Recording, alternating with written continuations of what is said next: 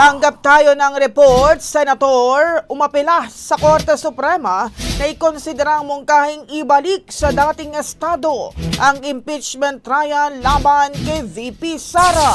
Brigada Ann Cortez, ibrigada mo! Brigada!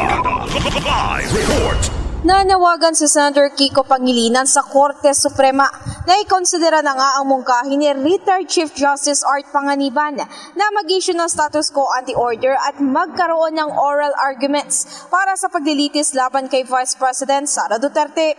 Ang status quo anti-order ay tumutukoy sa isang utos ng Korte na naglalayong ibalik ang dating kalagayan bago nga nagbagong sitwasyon.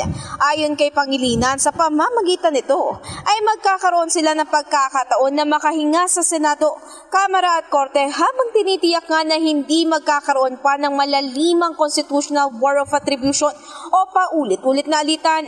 Maalala na paulit kamakailan na may pinapaikot na resolusyon sina Pangilinan, Senadora Risa Ontiveros at Senator Bam Aquino na siya naglalayong manawagan na reconsideration sa Korte dahil sa desisyon nitong unconstitutional ang paglilitis laban sa Vice Presidente.